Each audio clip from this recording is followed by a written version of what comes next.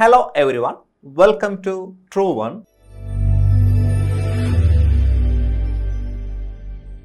നമ്മൾ ഇന്ന് ഡിസ്കസ് ചെയ്യാൻ പോകുന്നത് LP UPയിലെ സൈക്കോളജി ഭാഗം ഏതൊക്കെ പഠിക്കണം, എന്തൊക്കെയാണ് നമ്മുടെ സിലബസിലുള്ളത് തുടങ്ങിയ കാര്യങ്ങളാണ്.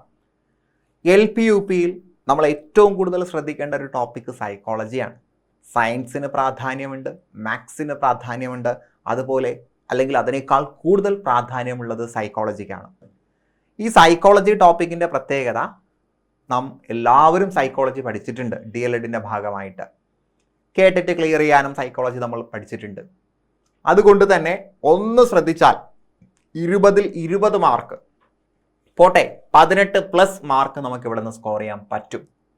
അങ്ങനത്തെ ഒരു ടോപ്പിക് ആയതുകൊണ്ട് വളരെ ശ്രദ്ധിച്ച് സിലബസ് മനസ്സിലാക്കി തന്നെ പഠിക്കുക. കേട്ടിട്ട് പഠിച്ചപ്പോൾ നമ്മൾ കുറേ കാര്യങ്ങൾ അവിടെ പഠിച്ചിട്ടുണ്ട്. അപ്പോൾ അത് ഒന്നുകൂടി പൊടി തട്ടിയെടുത്ത് കുറച്ചുകൂടി ഡീപ്പ് ലെവലിലേക്ക് ഇറങ്ങുക, അതാണ് നമ്മൾ ചെയ്യേണ്ടത്.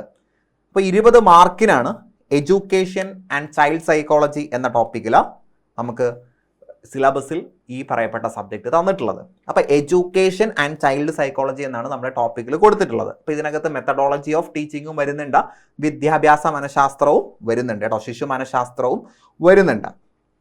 അപ്പോൾ നമുക്ക് സിലബസ് നോക്കിയിട്ട് ഞാൻ ഇതിൽ വളരെ ഇമ്പോർട്ടൻ്റ് ആയി നമ്മൾ അറിഞ്ഞിരിക്കേണ്ട കാര്യങ്ങൾ ഞാൻ ജസ്റ്റ് ഒന്ന് പറയാം. അത് കൃത്യമായിട്ട് നിങ്ങൾ അറിഞ്ഞിരിക്കണം.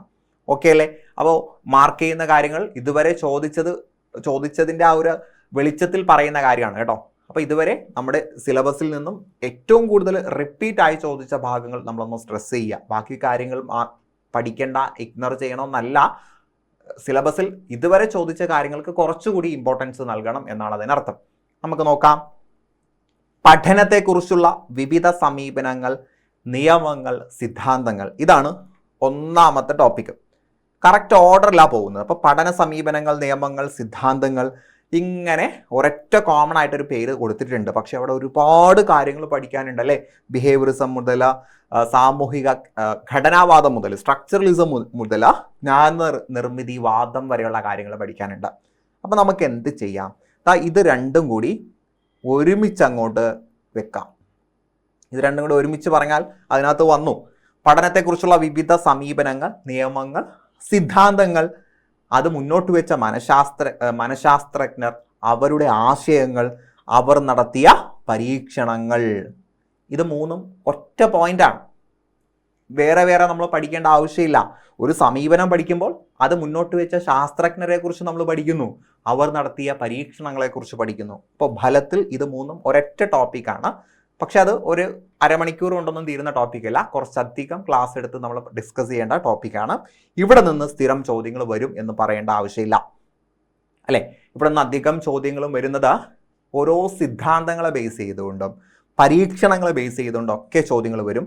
ഈ അടുത്ത് നമ്മൾ കണ്ടതാണ് മാച്ച് ദ ഫോളോയിങ് ആയിട്ടാണ് ചോദ്യങ്ങൾ വന്നിട്ടുള്ളത്. ചേരുംപടി ചേർക്കുക എന്ന രീതിയിലാണ് ചോദ്യങ്ങൾ വന്നിട്ടുള്ളത്. ഇതിന് അടുത്തത് വിദ്യാഭ്യാസ ചിന്തകരും ദർശനങ്ങളും. പണ്ടൊക്കെ സ്ഥിരം ചോദ്യം വരുന്നൊരു ഏരിയ ആയിരുന്നു. ഈ അടുത്തിടെയായിട്ട് അങ്ങനെ ചോദ്യങ്ങൾ ശ്രദ്ധയിൽ പെട്ടിട്ടില്ല. അപ്പോൾ എന്നിരുന്നാലും നമ്മൾ പഠിക്കുക. ഇവിടെ ഫിലോസഫിയാണ്, എഡ്യൂക്കേഷണൽ ഫിലോസഫി. അപ്പോൾ കുറച്ച് ഫിലോസഫേഴ്സ്, അരിസ്റ്റോട്ടിൽ, പ്ലാറ്റോ തുടങ്ങി ഇങ്ങ് സർ അരബിന്ദോ, ടാഗോർ, മഹാത്മാഗാന്ധിജി അടക്കമുള്ള മഹാരഥന്മാർ, അതേപോലെ മരിയ മോണ്ടിസോറി പോലുള്ള ആളുകളെ കുറിച്ചൊക്കെ നമ്മൾ പഠിക്കണം. അപ്പോൾ അവരുടെ കോഡ്സും മറ്റു കാര്യങ്ങളും ഒക്കെയാണ് അവിടെ പഠിക്കാനായിട്ട് തന്നിട്ടുള്ളത്. അപ്പോൾ ഇത് ആദ്യമേ ഇത് പറയുന്നുണ്ട് എങ്കിലും നമ്മൾ കുറച്ച് സിലബസൊക്കെ പകുതി ആയതിനു ശേഷം മാത്രം ഇത് നോക്കിയാൽ മതി കേട്ടോ. ഒരു മീഡിയം ലെവൽ പ്രിഫറൻസ് കൊടുത്താൽ മതി. ദെൻ പിന്നീട് വരുന്നത് ബുദ്ധി സിദ്ധാന്തമാണ്. ബുദ്ധി എന്താണ്, ബുദ്ധി എന്നും ബഹുമുഖ ബുദ്ധി ഹൊവാർഡ് ഗാർഡനറുടേതാണ്, അത് എടുത്തു പറഞ്ഞിട്ടുണ്ട്. പക്ഷെ ഇവിടെ ബുദ്ധി സിദ്ധാന്തം എന്ന് പറയുമ്പോൾ ബഹുമുഖ ബുദ്ധി സിദ്ധാന്തം മാത്രമല്ല, ഏകഘടകം മുതൽ ബഹുമുഖ ബുദ്ധി സിദ്ധാന്തം വരെ ഒരുപാട് തിയറീസ് ഉണ്ട്. അതെല്ലാം നമ്മൾ പഠിച്ചിരിക്കണം. ബഹുമുഖ ബുദ്ധി സിദ്ധാന്തത്തിൽ നിന്ന് മിക്ക പരീക്ഷകൾക്കും ചോദ്യങ്ങൾ വന്നിട്ടുണ്ട്. അതൊരിക്കലും സ്കിപ്പ് ചെയ്യാതെ പഠിക്കുക, വളരെ സിമ്പിളാണ്. ദെൻ വൈകാരിക ബുദ്ധി സങ്കല്പം, ഡാനിയൽ ഗോൾമാൻ്റെ വൈകാരിക ബുദ്ധി സിദ്ധാന്തം വരെയുള്ള കാര്യങ്ങൾ പഠിക്കുക. അപ്പോൾ ഇവിടെ ബഹുമുഖ ബുദ്ധി സിദ്ധാന്തം തന്നെയാണ് ഏറ്റവും ഇമ്പോർട്ടൻ്റ്. ഓക്കെ. ദെൻ അടുത്തത് വ്യക്തിത്വത്തെക്കുറിച്ച് പഠിക്കണം. വ്യക്തിത്വവുമായിട്ട് ബന്ധപ്പെട്ട് ആൽപോർട്ടിൻ്റെ തിയറി ഉണ്ട്. ഇന സമീപനം മുതൽ ഇന സമീപനം അല്ലെങ്കിൽ പ്രരൂപ സമീപനം, സവിശേഷക സമീപനം, അതുപോലെ മനോവിശ്ലേഷണ സിദ്ധാന്തം പ്രകാരമുള്ള സമീപനങ്ങൾ, അതുപോലെ അന്തർമുഖത്വം, ബഹിർമുഖത്വം, അങ്ങനെ കുറച്ച് കാര്യങ്ങളൊക്കെ നമ്മൾ അവിടെ പഠിക്കുക. ഇവിടെ നിന്ന് ഏറ്റവും കൂടുതൽ ചോദ്യങ്ങൾ വന്നിട്ടുള്ളത് ആൽപോർട്ടിന്റെ തിയറിയിൽ നിന്നാണ്. സവിശേഷക സമീപനത്തിൽ നിന്നും പക്വ വ്യക്തിത്വം ഉണ്ടല്ലോ, അവിടെ നിന്നുമാണ് ചോദ്യങ്ങൾ വന്നിട്ടുള്ളത്. അപ്പൊ വ്യക്തിത്വത്തിൽ കൂടുതൽ നിങ്ങൾ ശ്രദ്ധിക്കേണ്ടത് ആൽപോർട്ടിന്റെ തിയറിയാണ് കേട്ടോ, ആൽപോർട്ടിന്റെ തിയറിയാണ്. ദെൻ അടുത്തത് വികാസ തലങ്ങൾ, വികാസ തത്വങ്ങൾ. ഇത് രണ്ടും നമുക്ക് ഒരുമിച്ച് അങ്ങോട്ട് ചേർക്കാം. വികാസം എന്താണ്, വളർച്ച എന്താണ് വികാസം എന്ന് പഠിക്കണം. വളർച്ചയുടെയും വികാസത്തിന്റെയും പ്രത്യേകതകൾ, അതുമായിട്ട് ബന്ധപ്പെട്ട സവിശേഷതകൾ, സ്റ്റേറ്റ്മെന്റ്. സ്ഥിരം ചോദ്യം വരും കേട്ടോ, സ്ഥിരം ചോദ്യം വരും. വികാസ തത്വങ്ങളിൽ നിന്നും സ്ഥിരം ചോദ്യങ്ങൾ വരാറുണ്ട്. ദെൻ വികാസം പല തരത്തിലുണ്ട്.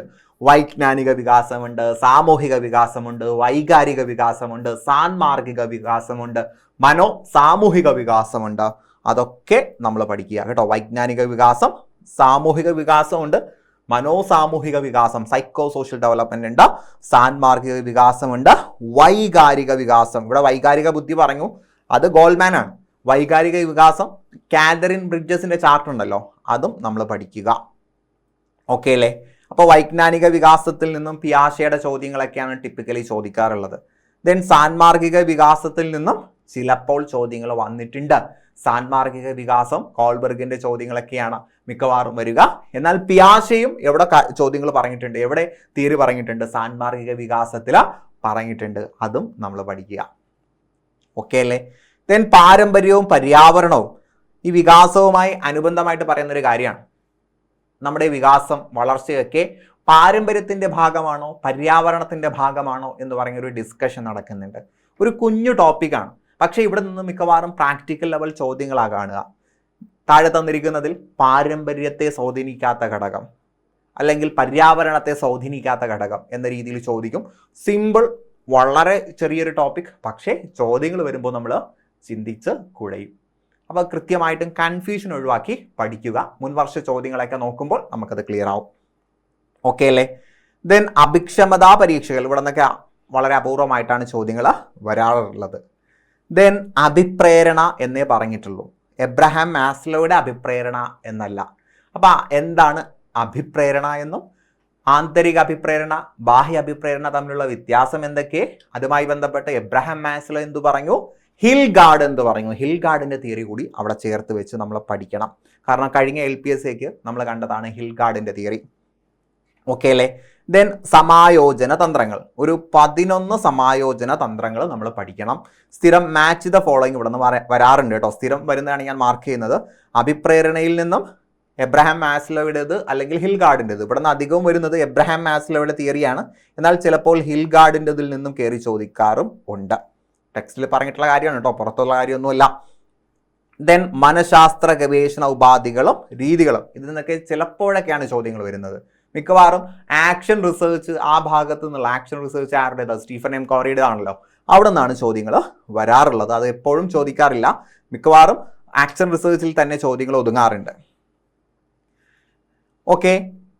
ദെൻ കേരള പാഠ്യപദ്ധതി ചട്ടക്കൂട് അഥവാ KCF നിന്നും ചോദ്യങ്ങൾ വരും. KCF, NCF. അപ്പം നമ്മൾ പുതിയ NCF ഒക്കെ പഠിച്ചു വെക്കണം. NCF 2023 ഇല്ലേ, NEP 2020 ഇല്ലേ, അതൊക്കെ നമ്മൾ പഠിക്കുക. ദെൻ ഇവിടെ നിന്ന് ചോദ്യങ്ങൾ വരാറുണ്ട്. ദെൻ ക്ലാസ് മുറിയിലെ പഠന പ്രക്രിയ എന്ന് പറയുമ്പോൾ ക്ലാസ് മുറിയിൽ നമ്മൾ പഠനം എങ്ങനെ നടത്തുന്നു, പഠനതന്ത്രങ്ങൾ, ICT. ഈ ICTയിൽ നിന്നൊരു ചോദ്യം വരും. ICTയിൽ നിന്നും ഒരു ചോദ്യം വരാറുണ്ട്. അപ്പോൾ പലതരത്തിലുള്ള ICTs ഉണ്ട്. DLED സിലബസ് അടിസ്ഥാനമാക്കിയെന്ന് പ്രത്യേകം എടുത്ത് പറഞ്ഞത് കൊണ്ട് അവിടെ പറഞ്ഞിട്ടുള്ളത് മാത്രം നോക്കി വെക്കരുത്, അവിടെ പറഞ്ഞിട്ടുള്ളത് നോക്കുക. ദെൻ കോമൺ ആയിട്ട് എന്തൊക്കെ വരാം എന്നുള്ളതും നോക്കി വെച്ചേക്കുക. ദെൻ പഠന വൈകല്യം എന്ന് പറയുമ്പോൾ നമ്മൾ പഠിച്ചു വെച്ചിട്ടുണ്ടല്ലേ, ഡിസ്ലെക്സിയ, ഡിസ്ഗ്രാഫിയ. അപ്പോൾ അങ്ങനെ പഠന വൈകല്യങ്ങളൊക്കെ നോക്കുക. അതൊക്കെ വളരെ കുഞ്ഞു ടോപ്പിക്കാണ്. അതോടൊപ്പം തന്നെ പ്രത്യേക പരിഗണന അർഹിക്കുന്നവരുടെ പഠനം എന്ന് പറഞ്ഞൊരു ടോപ്പിക് ഉണ്ട്. അപ്പം ചിൽഡ്രൻസ് വിത്ത് സ്പെഷ്യൽ നീഡ്, അവിടെയും പഠിച്ചു വെക്കുക. ഇതും സ്ഥിരം ചോദ്യം വരുന്നതാണ് കേട്ടോ. ഒന്നെങ്കിൽ പഠന വൈകല്യത്തിൽ നിന്ന് വരും, അല്ലെങ്കിൽ ഇവിടെ നിന്ന് വരും. അതാണ് അതിൻ്റെ ഒരു രീതി. ദെൻ കുട്ടിയും അറിവ് നിർമ്മാണവും, ഇതങ്ങനെ അധികം ചോദ്യം വരുന്ന ഒരു ഏരിയ അല്ല കേട്ടോ. ദെൻ പഠന രീതികൾ എന്ന് പറയുമ്പോൾ മന്ദപഠിതാവ് എന്നൊക്കെ നമ്മൾ പ്രത്യേക പരിഗണന അർഹിക്കുന്നവരുടെ പഠനത്തിൽ ഇതിനകം തന്നെ പഠിച്ചതാണ്. അതോടൊപ്പം തന്നെ കണ്ടു പഠിക്കുന്നവർ, കേട്ട് പഠിക്കുന്നവർ, ചെയ്ത് പഠിക്കുന്നവർ, അങ്ങനെ ഒരു കാറ്റഗറി ഉണ്ടല്ലോ. അതാണ് ഈ പഠന രീതികൾ. അവിടെ നിന്നൊക്കെ അപൂർവമായിട്ടാണ് ചോദ്യങ്ങൾ വരിക. പിന്നെ വിദ്യാഭ്യാസ പ്രൊജക്റ്റുകൾ ഒന്നെങ്കിൽ ചോദ്യം വരുന്നത് വിദ്യാഭ്യാസ പ്രൊജക്റ്റുകളിൽ നിന്നായിരിക്കും, അല്ലെങ്കിൽ വരുന്നത് ഏജൻസികളിൽ നിന്നായിരിക്കും കേട്ടോ. കൂടുതൽ വരുന്ന പ്രൊജക്റ്റാണ്. ഏജൻസികളിൽ നിന്ന് ചോദ്യങ്ങൾ വരിക കുറവാണ്. അപ്പോൾ ഒന്നെങ്കിൽ ഇവിടെ നിന്നായിരിക്കും, അല്ലെങ്കിൽ ഇവിടെ നിന്നായിരിക്കും ചോദ്യം വരിക. പിന്നെ വിദ്യാഭ്യാസ കമ്മീഷനുകളിൽ നിന്നും സ്ഥിരം ഒരു ചോദ്യം വരാറുണ്ട് കേട്ടോ. ദെൻ KCF, കേരള പാഠ്യപദ്ധതി സമീപന രേഖ. ഇവിടെ KCF പാഠ്യപദ്ധതി ചട്ടക്കൂട്, ഇവിടെ പാഠ്യപദ്ധതി സമീപന രേഖ. എങ്ങനെയാണ് പാഠ്യപദ്ധതി രൂപീകരിക്കുന്നതുമായിട്ട് ബന്ധപ്പെട്ട ചോദ്യമാണ്. ഈ രണ്ട് സ്ഥലങ്ങളിൽ നിന്നും അപൂർവമായിട്ടാണ് ചോദ്യങ്ങൾ വന്നിട്ടുള്ളത്. ചോദ്യങ്ങൾ വന്നിട്ടില്ല എന്നല്ല, വന്നിട്ടുണ്ട്, അപൂർവമായിട്ടാണ് വന്നിട്ടുള്ളത്. ഏറ്റവും കൂടുതൽ വരുന്നത് KCF-ൽ നിന്നാണ്. ഓക്കെ അല്ലേ? അപ്പോൾ സിലബസിൽ ഏതൊക്കെയാണ് പ്രധാനപ്പെട്ടത് എന്ന് നമ്മൾ പറഞ്ഞു വെച്ചു. അപ്പോൾ സ്ഥിരം ചോദിക്കുന്ന മേഖലകൾ ഞാൻ ജസ്റ്റ് ഒന്ന് മെൻഷൻ ചെയ്തിട്ടുണ്ട്. അപ്പോൾ ഇവിടെ നിന്നൊരു 20 ചോദ്യം മസ്റ്റാണ്, 20 ചോദ്യം കമ്പൽസറിയാണ്. ഇനി ഈ 20 ചോദ്യം മാത്രമല്ല പെഡഗോജിയിൽ നിന്ന് വരുന്നത്, ഇംഗ്ലീഷ് പെഡഗോജിയും മലയാള പെഡഗോജിയും ഉണ്ട്. കഴിഞ്ഞ UPSCക്ക് ഇംഗ്ലീഷ് പെഡഗോജിയിൽ നിന്ന് ചോദ്യങ്ങളൊന്നും വന്നിട്ടില്ല. UPSCക്ക് LPSCക്ക് 1-2 ചോദ്യങ്ങൾ വന്നിട്ടുണ്ട്. അപ്പം അതുകൊണ്ട് ഇവിടെ ആകെ 5 കുഞ്ഞു ടോപ്പിക്സാണ് ഉള്ളത്. ഒന്ന് ലാംഗ്വേജ് അക്വിസിഷൻ ആൻഡ് ലേണിംഗ്. എന്താണ് ലാംഗ്വേജ് അക്വിസിഷനും ലേണിങ്ങും? ആ വ്യത്യാസം പഠിച്ചു വെച്ചാൽ മതി. പിന്നെ സ്റ്റീഫൻ ക്രഷിൻ്റെ തിയറിയൊക്കെ DLEDന് നമ്മൾ പഠിച്ചതാണ്, അതുകൂടി അറിഞ്ഞിരിക്കുക. പിന്നെ ലാംഗ്വേജ് തോട്ട്, ഇത് എവിടെ പഠിച്ചിട്ടുണ്ട്? ജനറൽ പെഡഗോജിയിൽ നമ്മൾ പഠിക്കും. ലാംഗ്വേജ് സ്കിൽസ് പഠിച്ചു വെക്കുക, LSRW അതിൻ്റെ സബ് സ്കിൽസ് ഒക്കെ പഠിച്ചു വെക്കുക. Then objectives of language teaching in LP and UP classes, വളരെ സിമ്പിളാണ്. ദെൻ അസസ്മെൻറ്റ് ഇവാലുവേഷൻ എവിടെ പഠിച്ചിട്ടുണ്ട്? ജനറൽ പെഡഗോജിയിൽ. അപ്പോൾ ഈ 2ാമത്തതും ഈ 5ാമത്തതും ജനറൽ പെഡഗോജിയിൽ നമ്മൾ പഠിച്ചു വെക്കുന്ന കാര്യങ്ങളാണ്. ബാക്കി 3 വളരെ സിമ്പിളാണ്, സ്കിപ്പ് ചെയ്യാതെ തന്നെ പഠിക്കുക. മലയാളത്തിലേക്ക് വരുമ്പോഴും സെയിം സാധനമാണ്. ഉദ്ഗ്രഥിത സമീപനം അഥവാ ഇൻറ്റിഗ്രേറ്റഡ് അപ്രോച്ച് ജനറൽ പെഡഗോജിയിൽ നമ്മൾ പഠിക്കുന്ന കാര്യമാണ്. ദെൻ ഭാഷാ പഠന സിദ്ധാന്തങ്ങൾ ഇംഗ്ലീഷ് പെഡഗോജിയിൽ നമ്മൾ പഠിക്കുന്ന സെയിം സാധനം. ദെൻ പ്ലാനിങ്, ഇയർ പ്ലാൻ ഉണ്ട് അല്ലേ, വാർഷിക ആസൂത്രണം ഉണ്ട്, യൂണിറ്റ് ആസൂത്രണം യൂണിറ്റ് പ്ലാനിങ് ഉണ്ട്, ലെസൺ പ്ലാൻ ദൈനംദിന ദിനാസൂത്രണം, വിലയിരുത്തൽ അസസ്മെൻറ്റ് ആൻഡ് ഇവാലുവേഷൻ. ഇതൊക്കെ എവിടെ പഠിച്ചത് തന്നെയാണ്? ഇംഗ്ലീഷ് പെഡഗോജിയിൽ പഠിച്ചത് തന്നെയാണ്. ഇവിടെ നമ്മൾ ഇംഗ്ലീഷിൽ പഠിക്കുന്നു, ഇവിടെ മലയാളത്തിൽ പഠിക്കുന്നു. അത്ര വ്യത്യാസമേ വരുന്നുള്ളൂ. മനസ്സിലായോ? അപ്പോൾ ചുരുക്കി പറഞ്ഞാൽ 20 മാർക്ക് മസ്റ്റാണ് സൈക്കോളജി പെഡഗോജിയിൽ നിന്നും.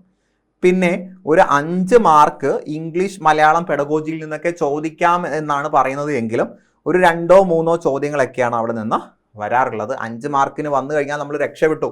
കാരണം ആ മാർക്ക് പെട്ടെന്ന് സ്കോർ ചെയ്യാൻ പറ്റുന്നതാണ്. ഗ്രാമറിൽ അല്ലെങ്കിൽ സാഹിത്യത്തിൽ സ്കോർ ചെയ്യാൻ പറ്റുന്നതിനേക്കാൾ എളുപ്പത്തിൽ നമുക്ക് പെഡഗോജിയിൽ മാർക്ക് സ്കോർ ചെയ്യാൻ പറ്റും. ഓക്കെ അല്ലേ? സോ ട്രൂ ഈവൻ ഇതിനകം തന്നെ LPST UPST ബാച്ച് സ്റ്റാർട്ട് ചെയ്തിട്ടുണ്ട്. ഒരുപാട് അധ്യാപക സുഹൃത്തുക്കൾ അതിൽ പഠിക്കുന്നുണ്ട്. അപ്പോൾ നമ്മുടെ കോഴ്സിൻ്റെ പ്രത്യേകതകൾ എന്തൊക്കെയാണെന്ന് നിങ്ങൾക്ക് അറിയണ്ടേ? ഇതാ നോക്കൂ, നമ്മുടെ കോഴ്സിൻ്റെ പ്രത്യേകത. കേരളത്തിലെ പ്രഗത്ഭരായ അധ്യാപകരായിരിക്കും നിങ്ങൾക്ക് ക്ലാസ് എടുക്കുന്നത്. അതാണ് ആദ്യമായി നിങ്ങളോട് എനിക്ക് പറയാനുള്ളത്. മറ്റൊരു പ്രത്യേകത, 24/7 മെൻറ്റർഷിപ്പ് നിങ്ങൾക്ക് അവൈലബിൾ ആകുന്നതാണ്. കോഴ്സിനെ കുറിച്ചുള്ള നിങ്ങളുടെ കൺസേൺ, കോഴ്സിനെ കുറിച്ച് മാത്രമല്ല, നിങ്ങളുടെ പഠനത്തെക്കുറിച്ചുള്ള, നിങ്ങളുടെ പഠനവുമായി മുന്നോട്ട് പോകുമ്പോൾ നേരിടുന്ന പ്രശ്നങ്ങളെക്കുറിച്ചൊക്കെ നിങ്ങൾക്ക് മെൻറ്റേഴ്സുമായിട്ട് സംസാരിക്കാം. അതുപോലെ വളരെ ക്വാളിറ്റിയുള്ള high quality exam focused study materials പഠിക്കുന്നതിന് വേണ്ടി നിങ്ങൾക്ക് കിട്ടുന്നതാണ് അല്ലേ. നമ്മൾ വെറുതെ ക്ലാസ് കേൾക്കുക മാത്രമല്ല, നമ്മൾ വായിച്ചു പഠിക്കണം. ക്ലാസ് കേൾക്കുമ്പോൾ ആ ഒരു സമയത്തേക്ക് കാര്യങ്ങളെല്ലാം നമുക്ക് കൃത്യമായി ബോധ്യപ്പെടുമെങ്കിലും പിന്നീട് സ്റ്റഡി മെറ്റീരിയൽസ് വായിച്ചു